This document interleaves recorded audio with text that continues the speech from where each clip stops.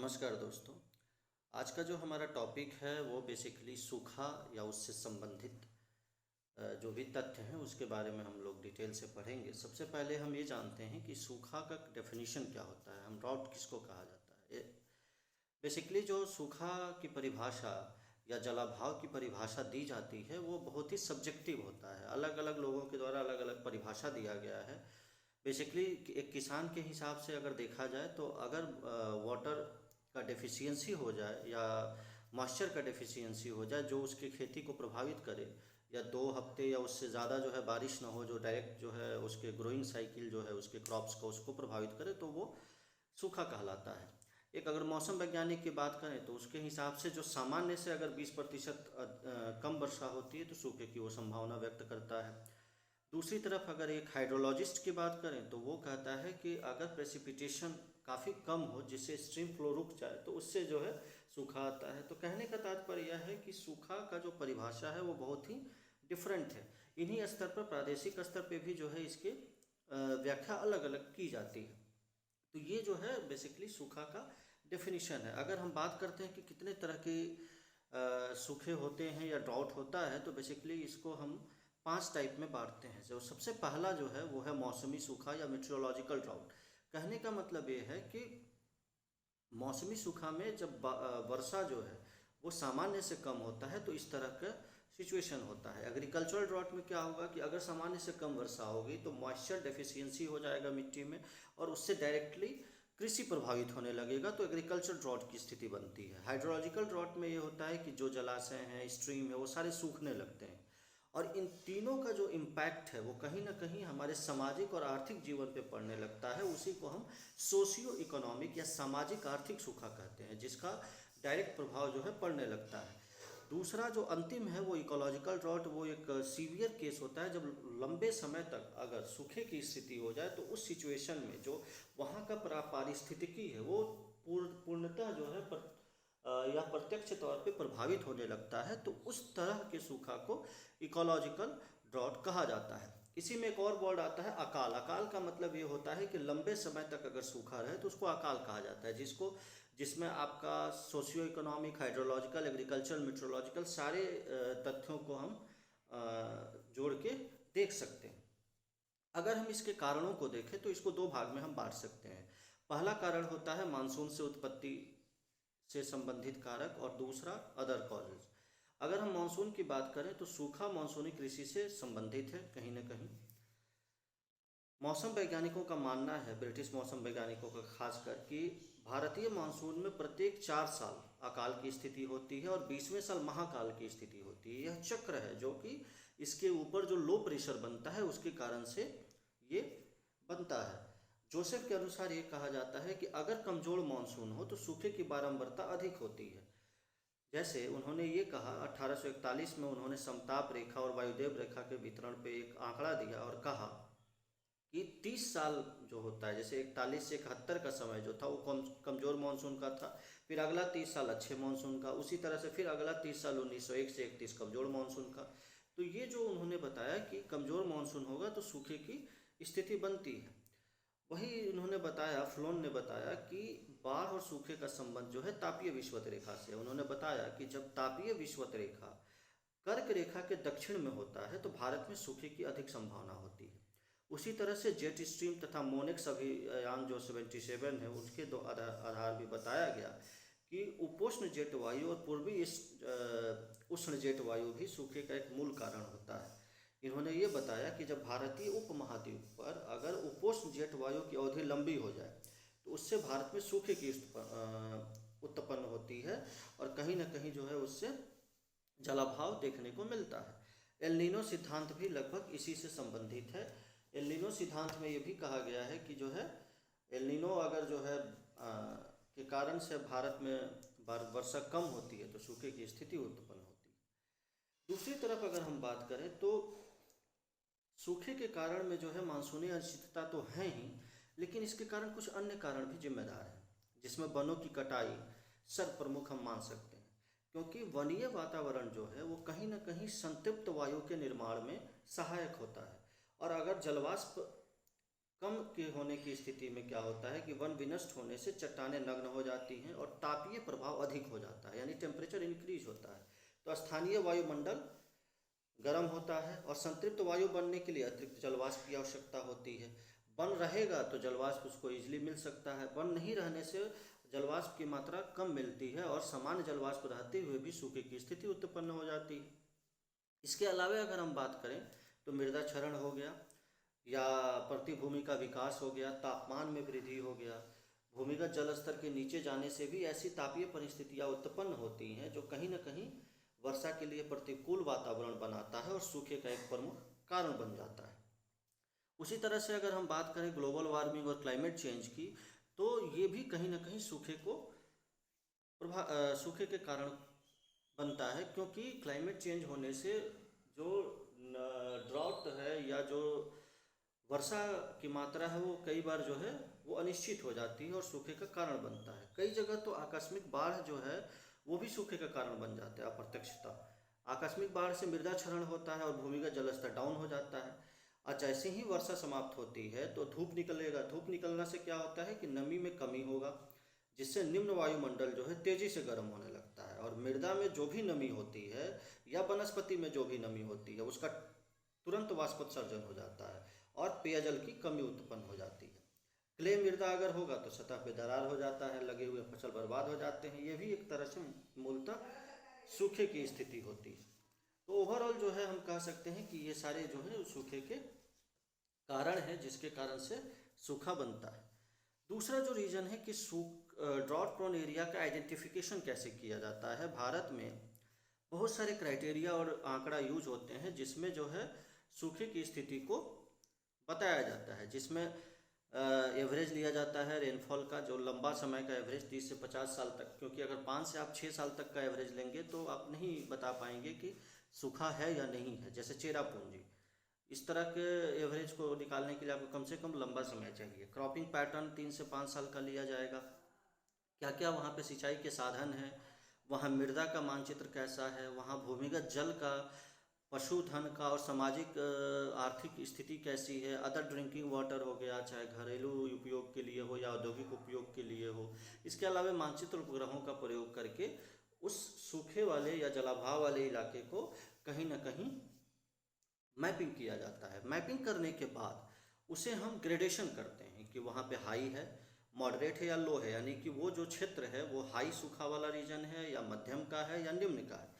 इसके लिए हम फिर थोड़ा सा और ज़्यादा अप्रोच यूज करते हैं, जिसमें हम लोग कहीं ना कहीं रेनफॉल जो वेरिएशन है कि रेनफॉल कहाँ ज़्यादा हो रहा है कम हो रहा है इसको रखा जाता है। फिर एक फ्रीक्वेंसी रखा जाता है कि वहाँ पे सूखा का जो है आवृत्ति कितनी है, और वहाँ पे जो कम्युनिटी रहती है, वहाँ पे जो समुदाय रहते हैं, चाहे वो पशु समुदाय हो चाहे वो मानव का समुदाय हो, वो कितना सुभेद्य है, कितना वल्नरेबल है, उसके आधार पे हम ये भी देखते हैं कि क्या स्थिति है। क्योंकि अगर सोशियो इकोनॉमिक ड्रॉट की बात करें तो यहाँ पे कम्युनिटी के वल्नरेबिलिटी ज़्यादा मायने रखती है और इस आधार पे हम हाई, मॉडरेट या लो को रखते हैं। जब ये ग्रेडेशन हो जाता है आइडेंटिफिकेशन के बाद, तब अगला स्टेप आता है मॉनिटरिंग और ऑब्जर्वेशन का। मॉनिटरिंग के लिए जो है हम डिफरेंट रेनफॉल के पैरामीटर्स को रखते हैं। एनडीवीआई मैप के तहत, सैटेलाइट डेटा के तहत हम लोग क्रॉप हेल्थ का निकालते हैं, ग्राउंड वाटर के इस सिचुएशन को देखते हुए, और साथ ही साथ जो समुदाय है उसके प्रवास को भी हम लोग कंसीडर करके उसको मॉनिटर करते हैं। और ऑब्जर्वेशनल नेटवर्क के आधार पे जो है वो कहीं ना कहीं वो हेल्प करता है उसके मॉनिटरिंग में। तो ये सारे जो प्रोसेस हैं वो कहीं ना कहीं आइडेंटिफिकेशन, मॉनिटरिंग और ऑब्जर्वेशन में काम आते हैं, जो एक जलाभाव के क्षेत्र को बताते हैं। ये जो रीजन आप देख पा रहे होंगे भारत का, ये बेसिकली सूखा प्रभावित क्षेत्र है। जैसे आप देख पा रहे होंगे जो पश्चिमी भारत है, खासकर राजस्थान का जो रीजन है, वो एक्सट्रीम सूखा से ग्रसित होता है। और उसका रीजन यही है कि दोनों जो अरब सागर के मानसून है या बंगाल की खाड़ी के मानसून है, कहीं ना कहीं अरावली के पैरेलल होने के कारण वो बारिश नहीं हो पाती है।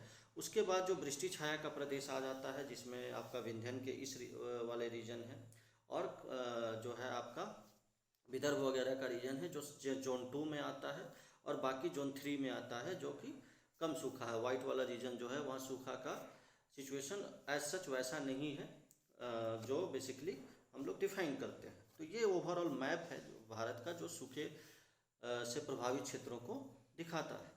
अगर हम बात करें इसके परिणाम की, इसके इम्पैक्ट का, तो हम कह सकते हैं कि भारतीय जनमानस पे सूखा का अभूतपूर्व प्रतिकूल प्रभाव पड़ता है, क्योंकि ये भी एक तरह से प्राकृतिक आपदा है।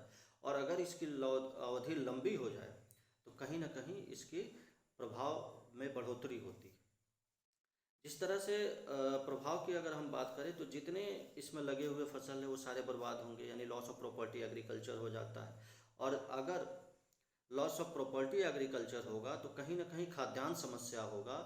उसके साथ साथ वाटर डेफिशिएंसी के कारण कई तरह के जलीय समस्या होंगे, जिसमें ना सिर्फ भूमिगत जल स्तर नीचे जाएगा बल्कि धरातलीय जल स्तर भी सूख जाएंगे। और इससे जो है पीपल ऑफ लाइफ स्टॉक में कई सारे हेल्थ समस्याएं भी आएंगी। कई तरह के निम्न स्तरीय भोजन करने से या खाद्यान्न के कमी से कई तरह की संक्रामक बीमारियां भी फैलती हैं। जो है जो इंश्योरेंस है उसमें भी खर्च बढ़ जाता है। और जो है फसल बर्बाद हो जाते हैं। सोशियो इकोनॉमिक प्रभाव ये होता है कि आपकी क्वालिटी ऑफ लाइफ गिर जाती है, गरीबी बढ़ने लगती है। और अगर वहाँ पे ये सारे संसाधन समाप्त होने लगते हैं तो प्रवास बढ़ने लगता है उस रीजन में, और कहीं ना कहीं कानून व्यवस्था में गिरावट होने लगती है, प्रशासनिक जटिलताएं उत्पन्न होती है। उससे कई तरह के सोशल प्रॉब्लम्स भी फेस करने को मिलता है। अमर्त्य सेन ने तो यहाँ तक कहा कि भारतीय महाद्वीप में सूखे और बाढ़ जैसे प्राकृतिक आपदाओं का तो प्रभाव पारिवारिक स्तर पर देखने को मिलता है, क्योंकि दोनों ही परिस्थितियों में खाद्यान्न की कमी होती है। इन्होंने यह भी स्पष्ट किया कि वैकल्पिक अर्थव्यवस्था का अभाव है भारत में, और इसके कारण से क्या होता है कि खाद्यान्न उपलब्धता होने के बावजूद भी गरीबी इस कदर है कि वो लोग उसे खरीद नहीं पाते। और खाद्यान्न का आयात या सार्वजनिक विविधता केंद्रों पर पहुंचा देने से इन आपदाओं को आप नहीं समाप्त कर सकते हैं।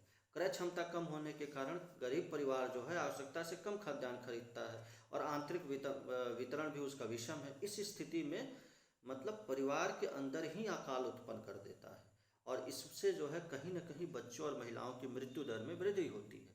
तो ओवरऑल ये जो इम्पैक्ट है वो कहीं ना कहीं जो है ना सिर्फ सामाजिक स्तर पे बल्कि पारिवारिक स्तर पे भी हमें देखने को मिलता है।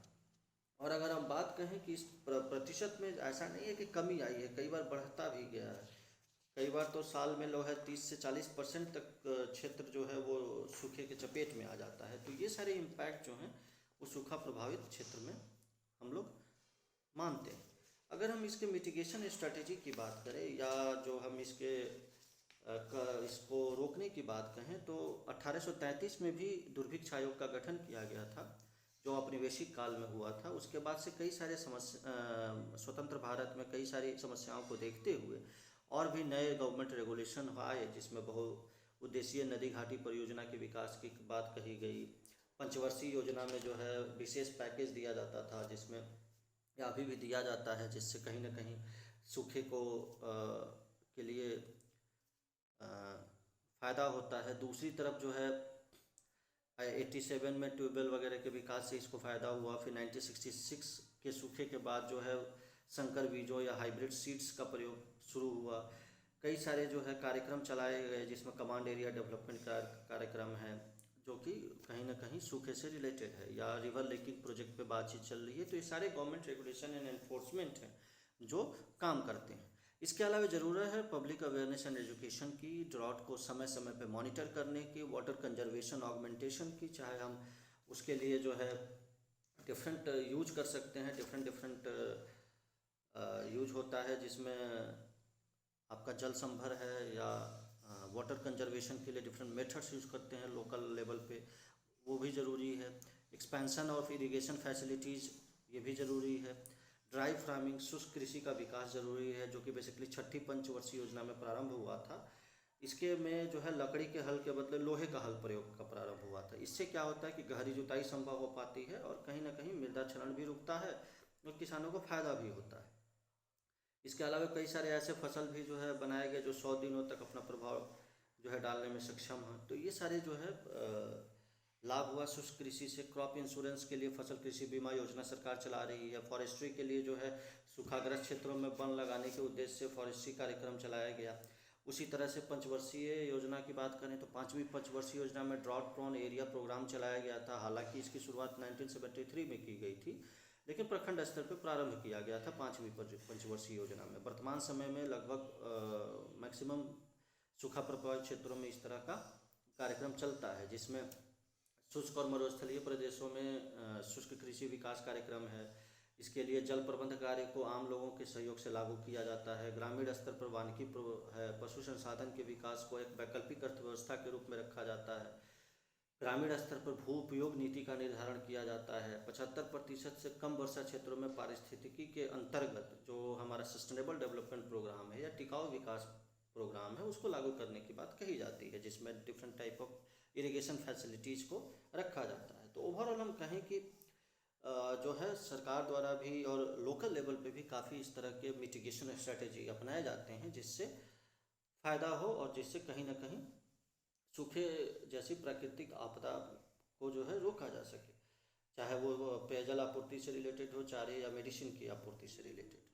तो ओवरऑल हम कह सकते हैं कि इस तरह की प्राकृतिक आपदा से बचने के लिए ज़रूरी है कि जो है कहीं ना कहीं टिकाऊ नियंत्रण स्थापित किया जाए ताकि जो है अधिक से अधिक इसका संरक्षण हो सके जल का, और भूजल और जल संसाधन का भी टिकाऊ विकास का प्रबंधन हो सके जिससे हम इस तरह की समस्या से निपट सके। आई होप आपको ये चीज़ अच्छे से समझ में आ रही होगा। थैंक यू वेरी मच, धन्यवाद।